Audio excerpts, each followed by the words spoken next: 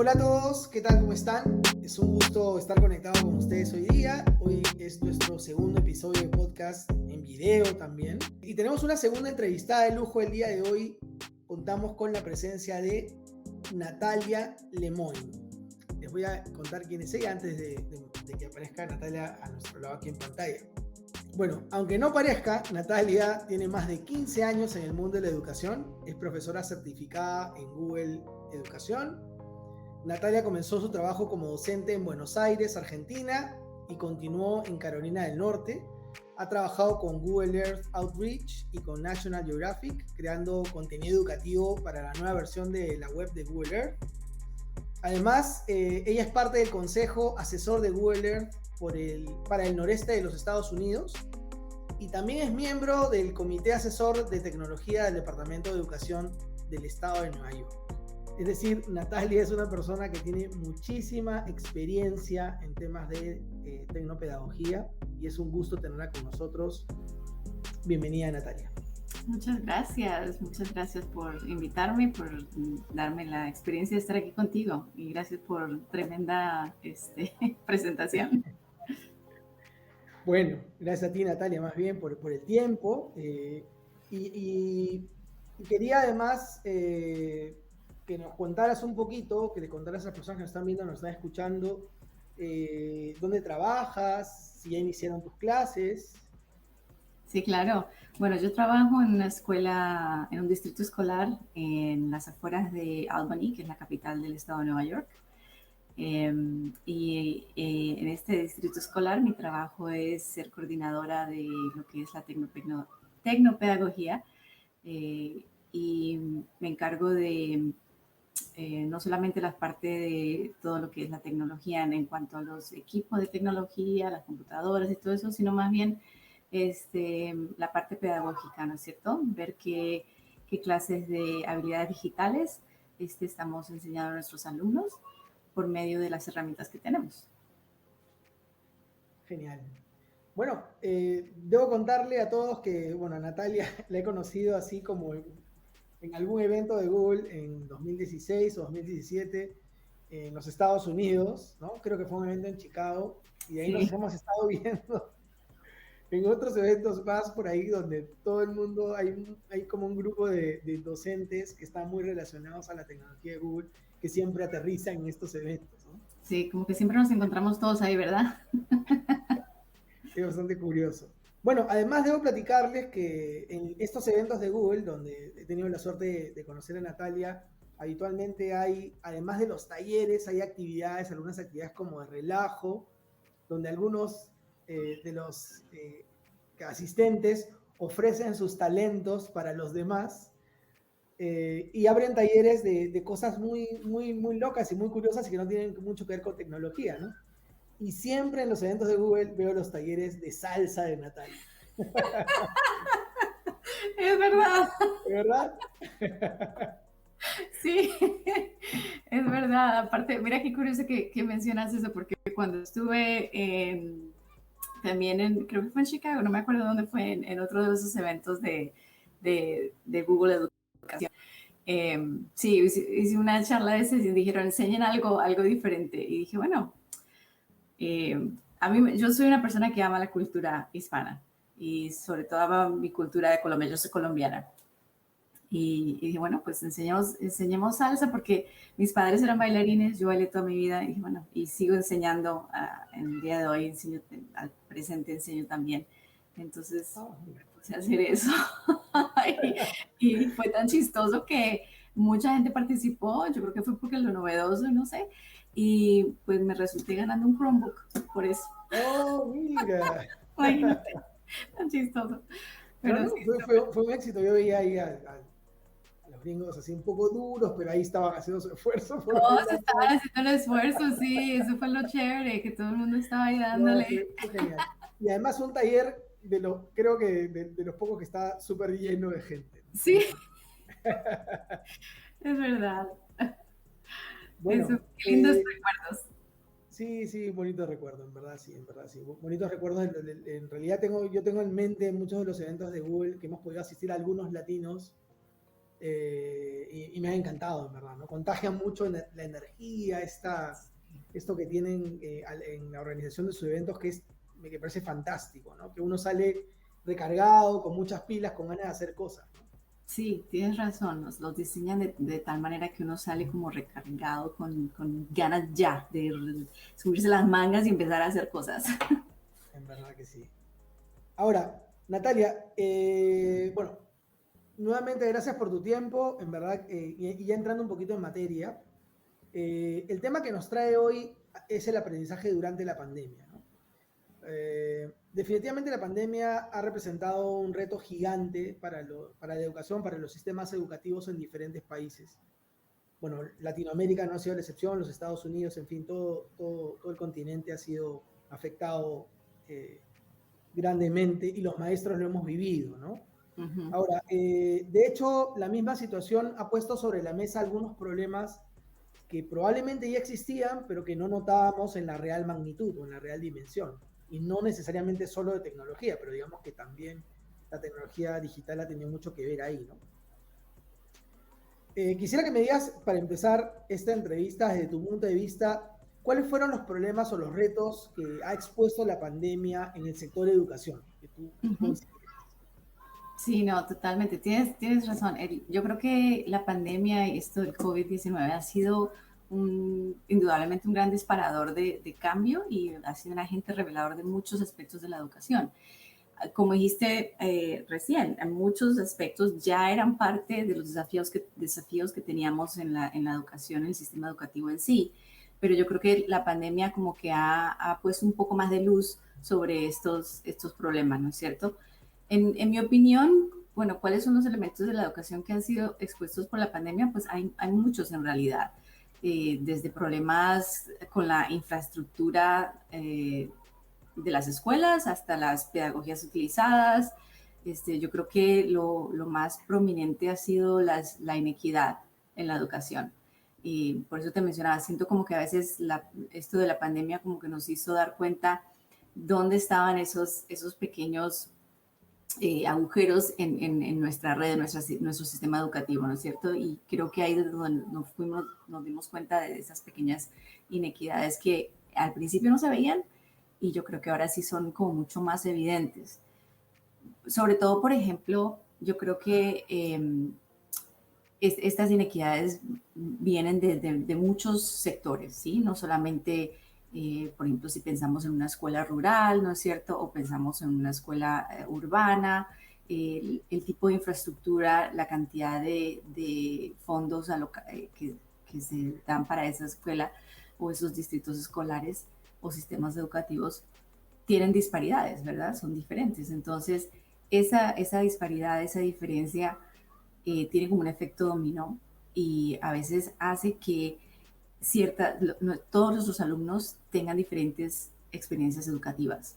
¿Mm? Entonces, como te comentaba, la infraestructura, no solamente que no hay la red que sea suficiente para mantener esto que llamamos ahora educación a distancia o educación remota, no solamente eso, sino también el tema en las casas de nuestros alumnos, que no todos nuestros alumnos tienen el mismo acceso no solamente a las herramientas como los dispositivos, sino que también a la infraestructura en sus hogares de red de Internet para hacer una educación remota.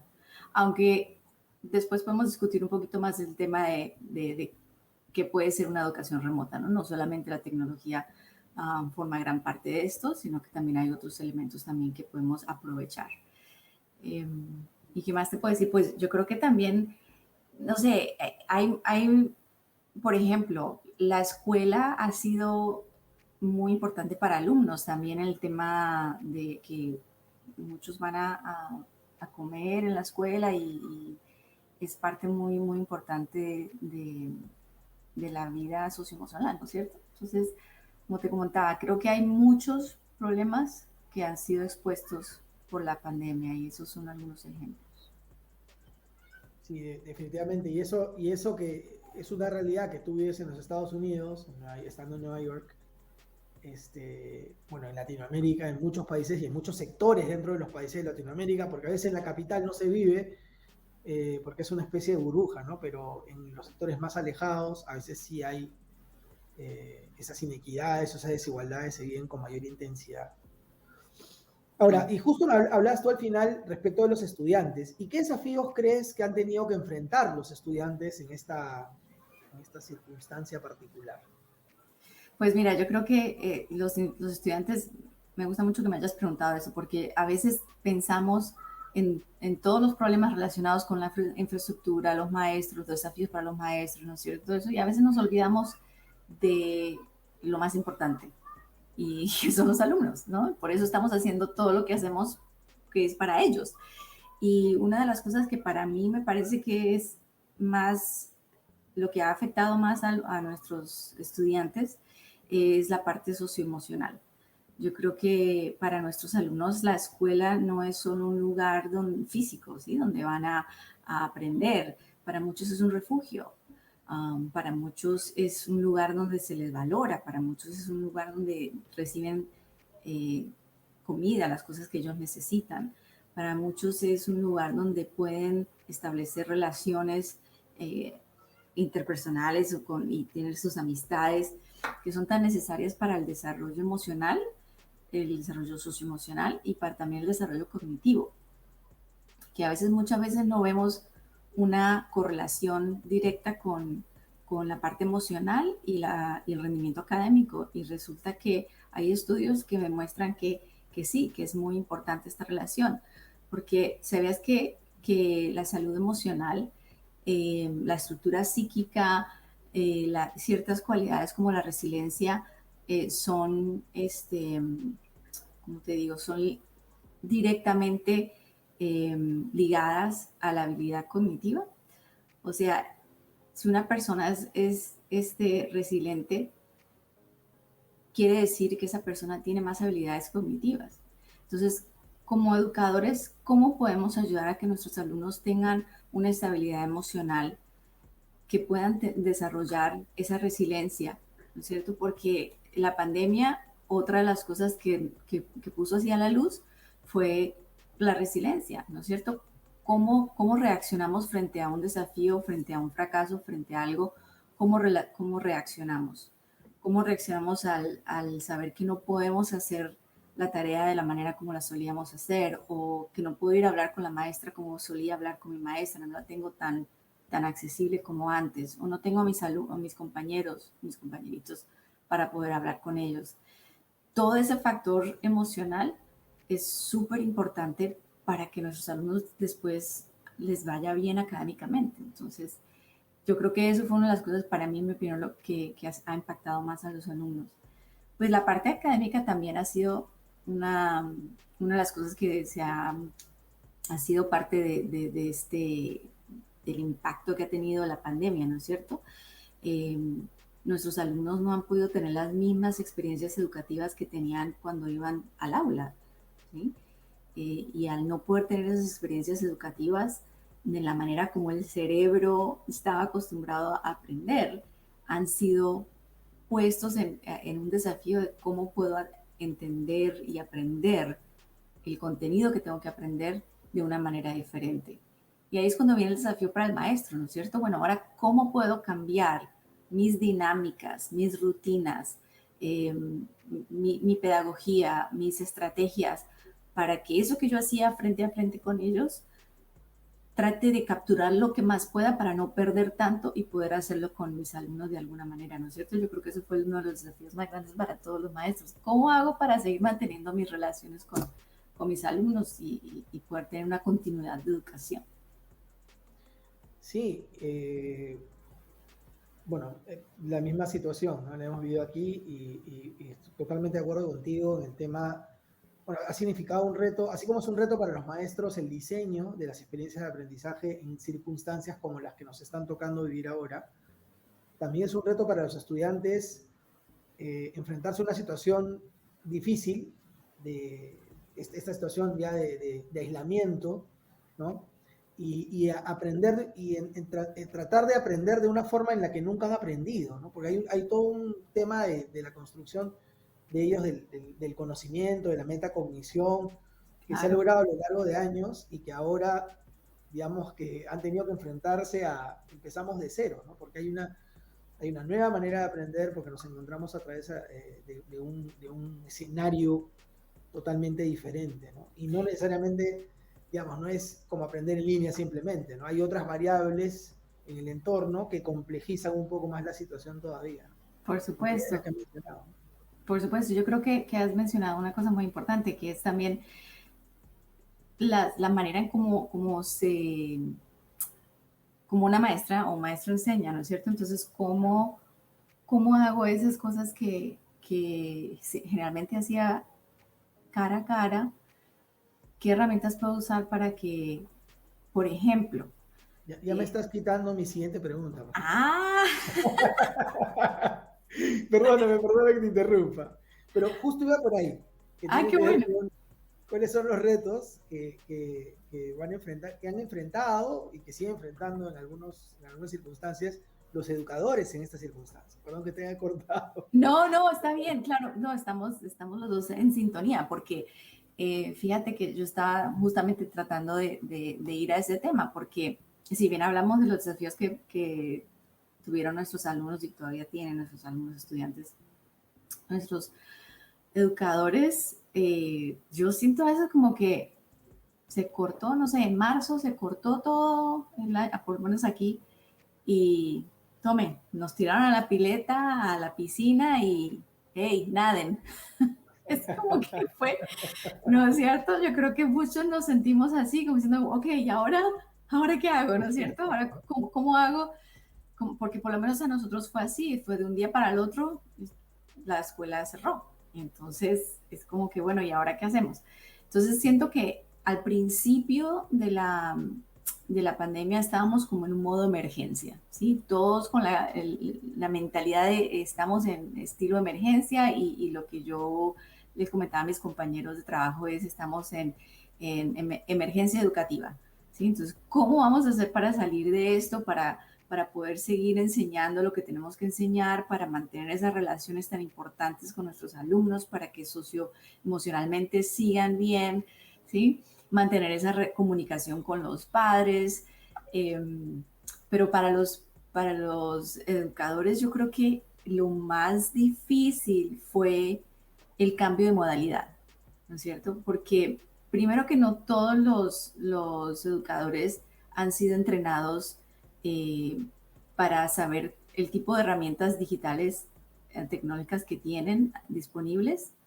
Eso por un lado. Segundo, por otro lado, puede ser que sepan que tienen disponible en cuanto a tecnología, dispositivos, recursos online o recursos digitales, pero siempre han sido usados como un agregado, como un complemento para lo que es la lección y entregar o sea, desarrollar su clase.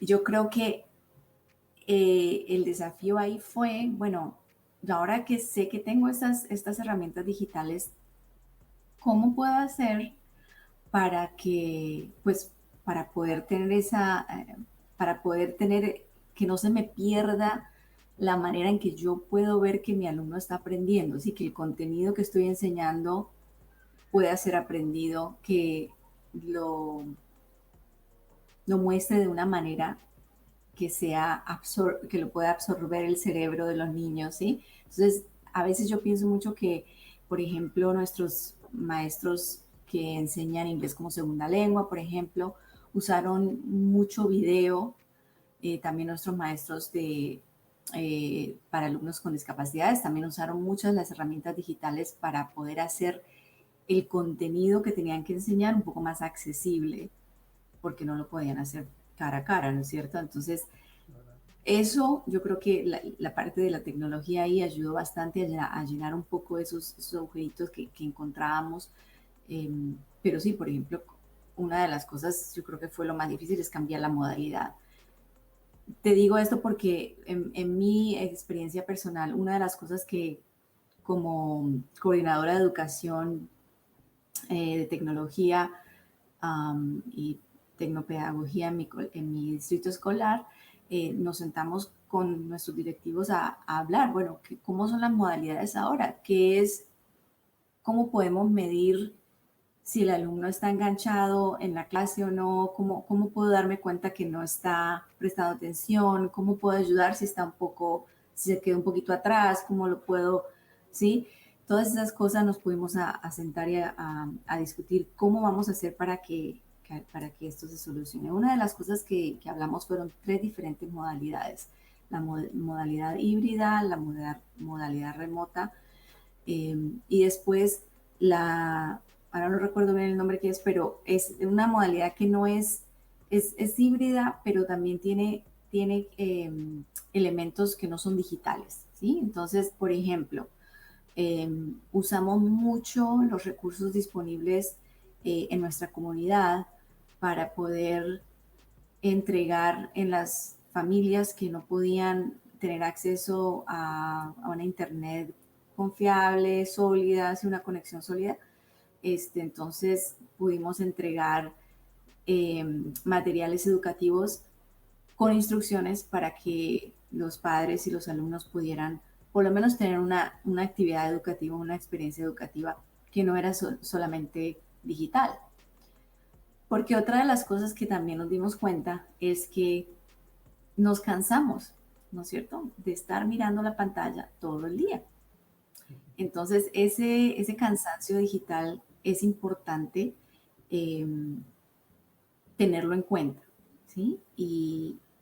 Y no quemarse y tratar de seccionar el día escolar para que no quedemos ahí todos como cansados, ¿no es cierto? Los ojos se cansan, estamos sentados todo el tiempo, y haciendo trabajo digital todo el tiempo no es lo mismo que hacer un descanso, levantarse, mover las piernas, hacer una actividad donde de repente no necesite las herramientas digitales, sino que puedo usar otras herramientas que siempre hemos usado. Entonces, yo creo que eso fueron si tú me volvieras a preguntar qué es lo más que ha afectado a los educadores directamente, yo creo que es el cambio de modalidad de la instrucción. Sí, totalmente de acuerdo. El diseño es un reto ya en la presencialidad, pensar digamos, con las nuevas condiciones o características que tiene la educación, hablar de evaluación ahora, por ejemplo, ya en la presencialidad es todo un reto, ¿no? Hablar de que los chicos ahora acceden a la información de otra manera y el lograr el engagement es probablemente más retador inclusive. Ahora, eso pasarlo a la modalidad, a la enseñanza remota de emergencia en la que hemos estado inmersos, se vuelve mucho más difícil todo, ¿no? Claro. Y los maestros no hemos sido formados necesariamente para esto, para una situación particular como esta. Entonces, como bien dijiste al comienzo, era como, te lanzo a la piscina, aunque no sepas nadar, pero trata de llegar al otro lado de la orilla como puedas, ¿no? Sí, exacto. Y sí, pues ha sido un reto enorme, ¿no? Quizás ha ayudado un poco ya este año, la experiencia del año anterior. Bueno, probablemente en los Estados Unidos ustedes hayan regresado más rápido a la presencialidad. Sí. En Latinoamérica todavía las cosas están moviendo lentamente por el tema de la vacunación. Claro. Todavía hay temas de distancia todavía en algunos países, semipresenciales en otros.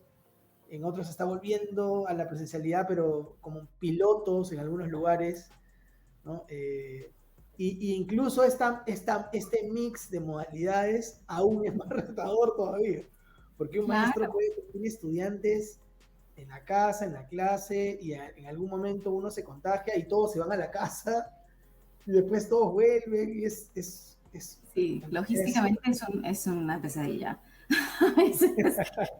Sí, te digo, desde la perspectiva de coordinador es bastante difícil, porque pues sí, tienes que manejar. Yo a veces siento como que somos esos malabaristas que estamos con la pelota así, ¿no es cierto?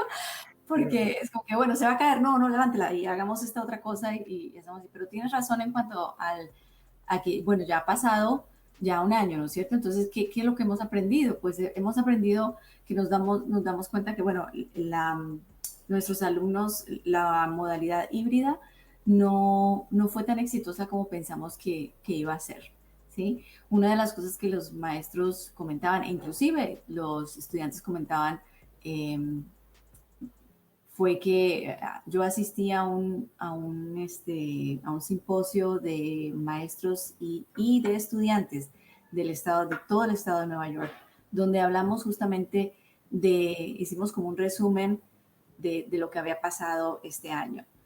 Y fue muy, muy curioso escuchar a nuestros alumnos de 16 años, de 12 años de edad, tenían un panel de estudiantes donde hablaban y decían, muchas veces los maestros pensaban que enviarnos muchas tareas digitales era enseñarnos.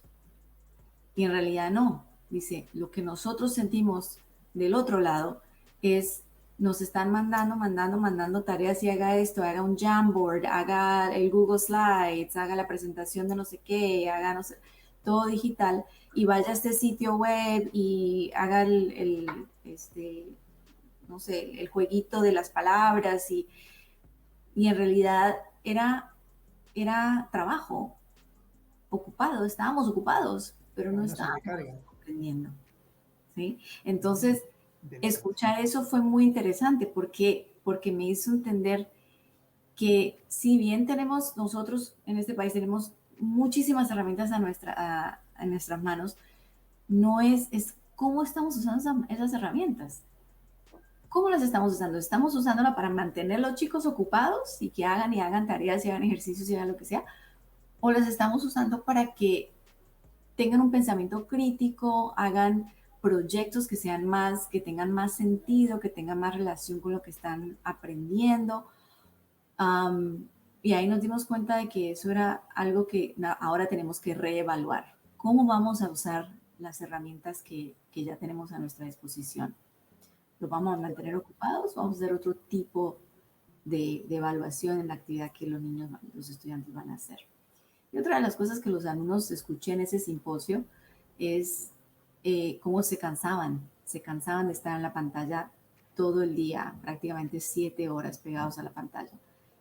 Claro, Eso, las horas que mucho, no estaban en una sesión sincrónica también tenían que estar haciendo productos digitales para los cursos. exactamente. Entonces, si bien no estaban todo el tiempo una videollamada, estaban ocupados en la pantalla haciendo todos esos trabajos digitales. Ahora, Natalia, tratando de darle vuelta a la situación, porque evidentemente es un enorme problema, ¿no? O Ujú. sea, se ha presentado un gran problema, pero todo problema también representa una oportunidad, ¿no? Por Entonces, supuesto. yo iría un poco por ahí, ¿no? ¿Cuáles son esas oportunidades que tú detectas que se nos están presentando? Pues mira, yo creo que una de las oportunidades que para mí deberíamos aprovechar es de sentarnos y ver, de mejorar y ver la realidad con otros ojos. Nos han dado la oportunidad, esta pandemia nos ha dado la oportunidad de como de sentarnos en el costado y mirar así como al partido, ¿no? Mirar hacia adentro qué es lo que está desenvolviéndose al frente nuestro y cómo podemos mejorar esa realidad que estamos viendo, ¿sí? También nos ha permitido intercambiar roles, nos ha permitido ver las experiencias desde el lado de nuestros estudiantes, porque como mencionábamos antes, no todos nuestros estudiantes por el tema de la pandemia tienen la misma experiencia educativa, ¿sí? Por todos los otros desafíos que ya habíamos hablado, ¿no es cierto? Entonces, esa oportunidad de ver de cómo se está aprendiendo desde el otro lado, nos ha dado un regalo muy valioso que es la empatía. Y con esa empatía, yo creo que puede ser como el motorcito que nos va a ayudar a desarrollar mejor currículum, a desarrollar mejores guías eh, para, para poder enseñar, ¿sí? Yo creo que también nos va a ayudar a revisar las políticas educativas que teníamos instaladas, la infraestructura, educativa, no solamente desde los pequeños círculos concéntricos que tenemos, ¿no? Del hogar, la escuela, la comunidad, el gobierno, ¿sí? Sino que no solamente desde la casa, sino que todos esos círculos concéntricos que yo mencionaba. La asignación de fondos gubernamentales o privados para mantener las escuelas abiertas y la oportunidad de ver cómo podemos continuar la educación, ¿no? ¿Qué podemos hacer para que la educación no pare? Yo creo que también nos da la oportunidad para evaluarnos a nosotros personalmente como educadores, ¿sí? Eh, Muchos educadores me comentaban a mí que se sentían a veces incómodos en clase porque a veces los alumnos sabían más tecnología que el educador. Entonces, yo tomo eso como un cambio fundamentalidad, como una fundamentalidad, como un paradigma, como un cambio en paradigma. Porque quiere decir que nosotros como educadores no somos más la fuente de conocimiento y que tenemos que comprender que el otro, el alumno, también sabe otras cosas y que está bien que yo no sepa todo, porque en realidad todo ahora está disponible en la punta de mis dedos, ¿no es cierto? Lo busco en internet, lo pongo en Google, ¿sí? Entonces yo creo que tener esa humildad también y decir, bueno, yo también puedo aprender, no solamente ayuda al maestro, sino que también estás dando un ejemplo a los alumnos, porque estás siendo un modelo para los alumnos de humildad y de cómo puede uno, ¿cómo decirte? Como no solamente de humildad, sino que decir, bueno, yo también estoy aprendiendo, ¿sí? Y el alumno también entiende, el maestro también está aprendiendo. Entonces, creo que se crea un nuevo nivel de respeto y una nueva capa de relación de maestro-alumno, ¿no es cierto? Yo creo que no tendríamos que tener miedo a no saber cómo usar una herramienta y a, a darle la bienvenida a nuestros alumnos y decirles, bueno, enséñame cómo puedes agregar tú una imagen aquí en esta presentación, por ejemplo, cómo lo harías tú o cómo podemos mejorar, utilizar eso para mejorar nuestra pedagogía, nuestras estrategias en la clase, ¿no es cierto?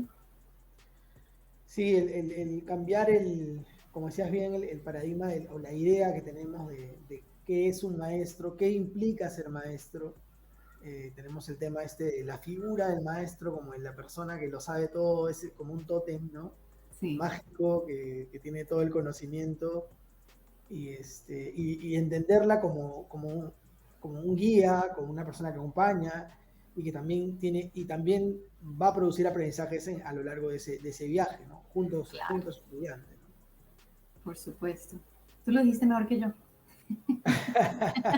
No, imagínate, tú tienes la experiencia de todo un distrito escolar, para nosotros es súper enriquecedor, en verdad. Gracias. Oye, te tengo que comentar, aquí ya se me está haciendo oscuro, así que disculpa Ah, que no me estamos veo igual, tan bien. estamos iguales.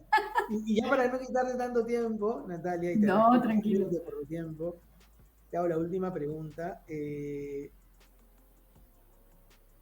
cambios, y esta es una pregunta que seguramente muchos maestros de Perú y de algunos países de Latinoamérica que estamos empezando el camino de la semipresencialidad o empezando a vivirlo, ¿qué cambios o qué estrategias han sido exitosos, ¿no? O por lo menos discutidos en la misión de preservar la continuidad de la educación en tu experiencia?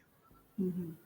Pues muy buena pregunta. Yo creo que lo primero sería entender que, como lo que estábamos diciendo recién, que la educación no es algo que se da como un objeto de un educador a un alumno. Segundo, entender que tenemos una responsabilidad con nuestros niños y nuestros estudiantes y que tenemos que involucrar a todos aquellos que forman parte de la comunidad educativa. Esta incluye no solamente los educadores, sino también los padres, los estudiantes, las personas que toman las grandes decisiones en los gobiernos locales, en los gobiernos y no solamente los locales, sino los del Estado, por ejemplo, incluir a nuestros alumnos en la mesa de conversación. Yo creo que es una de las cosas que, si bien todos somos educadores porque todos queremos y amamos y tenemos una pasión por enseñar a nuestros alumnos, ¿no es cierto? Pero yo a veces siento que cometemos el error de no involucrar esas voces. Tenemos que tener esa voz del estudiante en esas mesas donde se toman las grandes decisiones. Eh, uno de los cambios que yo, uno de los cambios que yo haría y que de hecho hemos implementado este año a raíz de lo que hemos aprendido en la pandemia es que tenemos unos comités ahora donde tenemos padres de la comunidad, personas que viven en nuestra comunidad pero no tienen alumnos en nuestras escuelas, maestros que trabajan en nuestra escuela, alumnos que son de nuestra escuela de diferentes niveles, no solamente los de la escuela secundaria, sino que también de la escuela media. Y también tenemos representación de alumnos que tienen discapacidades, porque también es muy importante involucrar la voz de todos en estas mesas donde se toman estas decisiones, ¿no es cierto? Yo creo que ahí, una vez que logramos asumir esa responsabilidad que la educación de los niños depende de todos nosotros, ahí podemos ver como con más claridad qué cambios específicos se pueden hacer para mejorar. ¿Por qué? Porque en esta mesa ya tenemos la opinión y la experiencia de todas las personas que forman la comunidad educativa. Entonces, una de las cosas que yo le diría a los directivos de escuelas, superintendentes, no sé cómo los llamen en Perú, eh, sería directores, sí, sería reevaluar un poco cómo estamos tomando las decisiones. Estamos tomando las decisiones como, por ejemplo, una escuela privada o un distrito público. ¿Estamos tomando las decisiones nosotros solos o estamos yendo a un proceso donde la decisión es compartida? La decisión compartida es un proceso que hay que aprenderlo y es un proceso que es beneficioso para todos los que están involucrados en la comunidad educativa. Bueno, esa sería una de las cosas que a mí me parece que sería muy bueno que podamos implementar. Con eso has puesto algunos chinches en algunos pies por ahí, porque vas a hincar a algunas personas, porque sí es verdad, o sea, el servicio educativo lo recibe el estudiante, evidentemente hay que ser empáticos y entender que si él lo recibe, su opinión también es importante. Por supuesto. Ese diseño, ¿no? ¿Qué es lo que vamos a decidir? ¿Qué se va a implementar? ¿Qué equipo vamos? Lamentablemente está pasando, y te lo comento así, no sé si pasó igual en los Estados Unidos, pero los colegios empezaron a comprar equipos. Aquí ya los colegios están comprando equipos, dispositivos para hacer aulas híbridas. No han definido todavía cuál va a ser su modelo de enseñanza semipresencial, pero ya están comprando los dispositivos. O sea, se está haciendo al revés. O sea, el diseño pedagógico va a estar al servicio de la tecnología y no al contrario, ¿no? No, al contrario, exacto. No, eso yo creo que pasa en todos lados porque pasa aquí también. Y es una de las cosas que personas que están en la posición como la mía somos las que tenemos que ser como abogados de los alumnos, ¿sí? Decir, no, a ver, espera. ¿Cuál es el objetivo por el cual vamos a necesitar tal dispositivo, ¿sí? ¿Qué es lo que ese dispositivo va a ayudar a que yo como maestra pueda dar mis clases de manera más efectiva, donde pueda... ¿Cuál es la relación pedagógica y cuál es la relación del currículo? ¿No? ¿Qué es lo que voy a enseñar primero? Y una vez que tengo eso, identifico mis necesidades. Cuando tengo mis necesidades, ahí eso me puede dar la respuesta a qué clase de dispositivo puedo comprar, ¿no es cierto? Tal cual. Pero no al revés. Yo creo que siempre, en cuanto a lo que es la tecnopedagogía, yo creo que siempre tiene que venir primero la pedagogía y después qué es lo que va a complementar esa pedagogía, ese currículum, ¿no es cierto? Una de las cosas que veo también que pasa muy frecuente es que escribimos unos currículums, no sé cómo le dicen ustedes, unas guías de diseño, el scope and sequence, que es como una secuencia de lo que el primer grado tiene que aprender esto, segundo grado tiene que aprender aquello. El currículo. Ok. Y tenemos también como un tiempo, ¿no? Por ejemplo, para diciembre más o menos tienen que ya haber aprendido tal cosa, para así. Y tenemos eso diseñado divino, perfecto, está súper clarito, divino. Y después nos damos cuenta que ahora tenemos que poner tecnología. ¿Y ahora cómo hacemos? ¿Sí? Entonces, la tecnología no debe ser vista como un agregado. La tecnología tiene que verse como la misma herramienta que usamos como el libro de texto. Esa es la tecnología. Es otra herramienta disponible para poder enseñar lo que tenemos que enseñar, no un agregado. Y eso es un desafío que tenemos nosotros también acá. Bien, bueno, muchísimas gracias Natalia. En verdad ha sido un gusto verte de nuevo después de tanto tiempo, en verdad ya han pasado algunos años. Sí, Gracias por lo que nos has regalado el día de hoy también, ¿no? no, gracias a Este, ti. y muy contento de tenerte en este humilde canal de podcast, Natalia, de verdad. Muchas gracias. No, gracias a ti y muchas gracias a todos que nos están escuchando. Bueno, estuvo con nosotros una de las más representativas gurús del EdTech en español, Natalia Lemoyne Hernández, desde los Estados Unidos. Y recuerden que todas las entrevistas de este podcast las pueden encontrar en YouTube, en video, y la versión en audio a través de Spotify, Apple Podcasts, Google Podcasts, entre otras plataformas digitales, en todos los espacios como Alberto Grados-EdTech Tips. Soy Alberto Grados de Lima, Perú. Hasta el próximo lunes.